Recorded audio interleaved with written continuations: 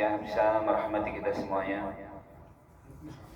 Alhamdulillah, pada sore kali ini kita berkumpul di tempat ini dalam rangka untuk memantapkan, dalam rangka untuk murajaah, mengulang-ulang kembali apa yang telah kita pelajari pada manasik-manasik sebelumnya di Indonesia mungkin agar ibadah yang akan kita lakukan ini benar-benar di atas ilmu.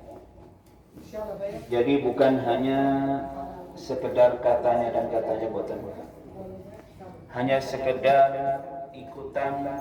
ikut-ikutan buatan, tapi kita berusaha semaksimal mungkin melaksanakannya di atas bimbingan syariat.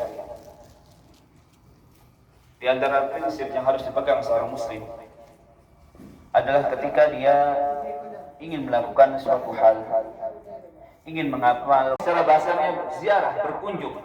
Berkunjung kemana? Ke makam Nabi. Baitullah. Ke Baitullah. Berkunjung, berziarah ke Baitullah. Jadi makna syar'i adalah ziaratu Baitillahil Haram, menziarahi, mengunjungi rumah Allah yang suci, yaitu Ka'bah. Untuk apa? Untuk melakukan amalan-amalan khusus, yaitu minal ihram, wat tawaf, was sa'i, wat tahallul. Jadi kita mengunjungi Baitullahil Haram, Ka'bah, untuk melakukan amalan-amalan tertentu berupa apa?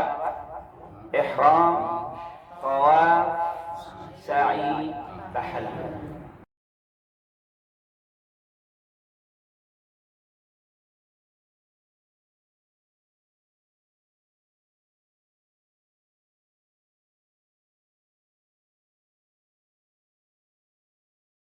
Waliman ata alaihinna, serta orang-orang yang mendatanginya, sebagaimana jenengan ini dari Indonesia datang ke Madinah, liman aradal hajja awil umrah, bagi siapa yang hendak berniat untuk haji dan umrah. Jadi ini 5 miqat makani yang telah ditentukan oleh Rasulullah SAW. Miqat yang penduduk Madinah adalah Dzulhulaifah, dan nama Dzulhulaifah ini adalah yang dikenal di masa Rasulullah SAW. Sedangkan di masa kita namanya Bir Ali atau Abyar Ali. Kok bisa berubah bagi ibu sekalian? Di zaman Nabi namanya Dzulhulaifah. Dzulhulaifah itu bentuk tasgir, bentuk pengecilan dari kata halfah, yaitu tumbuhan-tumbuhan kecil yang banyak tumbuh di tempat tersebut, maka dinisbatkan menjadi Dzulhulaifah.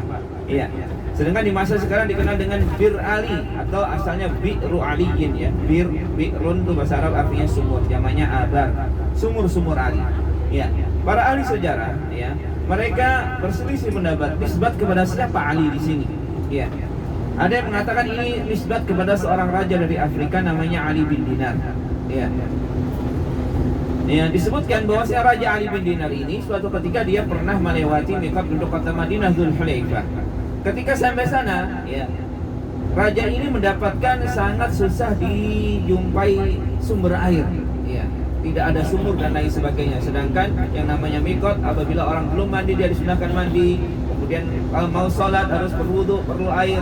Maka Raja Ali bin Dinar ini pun berinisiatif untuk menggali sumur.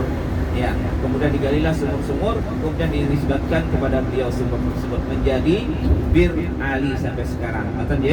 Asal mulanya seperti itu. Meskipun penisbatan kepada beliau ini adalah kritikan dari sejumlah ahli sejarah yang lain. Sedangkan yang tersebar di kalangan masyarakat awam ini nisbat kepada sahabat yang mulia Ali bin Abi Thalib. Ini adalah sesuatu yang tidak benar.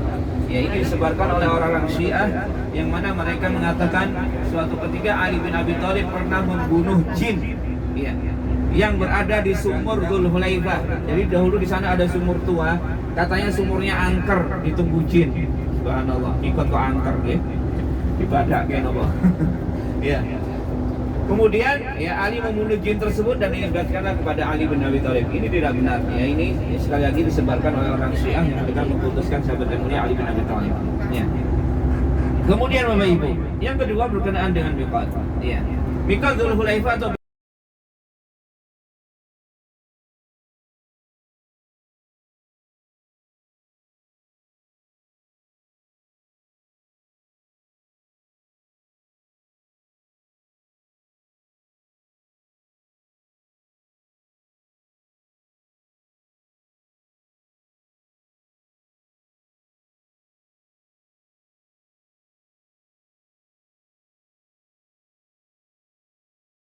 Beserta ibu jamaah asal Madinah setelah ambil wudhu beralih sekarang kembali ke bis.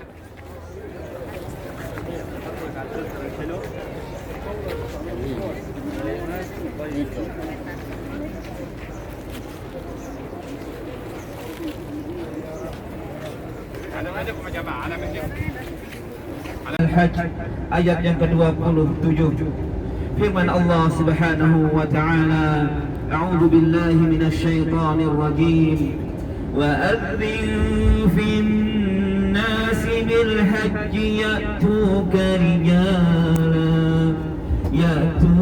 rijalan wa 'ala kulli dhamirin ya'tina min kulli fajjin 'amiq, yang artinya Bapak Ibu sekalian, dan berserulah kepada seluruh manusia agar mereka mengerjakan haji.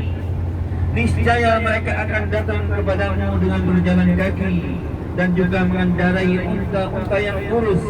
Mereka berkendaraan yang mana mereka datang dari segenap penjuru yang sangat jauh, dari segenap penjuru yang sangat dalam.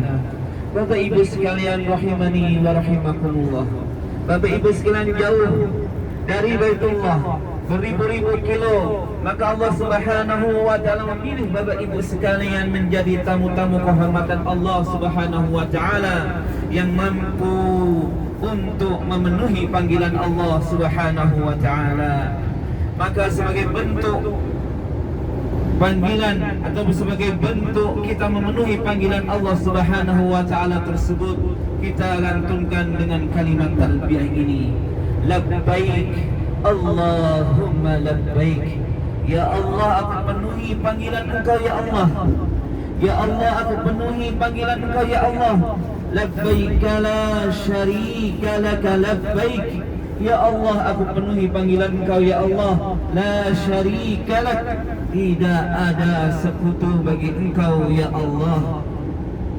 Dalam kalimat talbiyah ini juga Bapak Ibu, kita mengikrarkan bahwasanya ibadah yang kita lakukan saat ini ataupun sebagai berbagai macam jenis ibadah yang kita lakukan, ibadah apapun itu, seluruhnya hanya kita peruntukkan, kita persembahkan kepada Allah Subhanahu wa taala.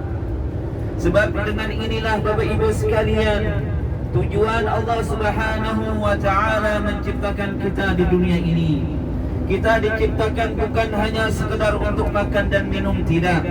Kita tidak hanya diciptakan hanya untuk bersenang-senang, menikah, setelah itu kita tinggal di dunia ini menikmatinya, kemudian mati tanpa diminta pertanggungjawaban, tidak Bapak Ibu.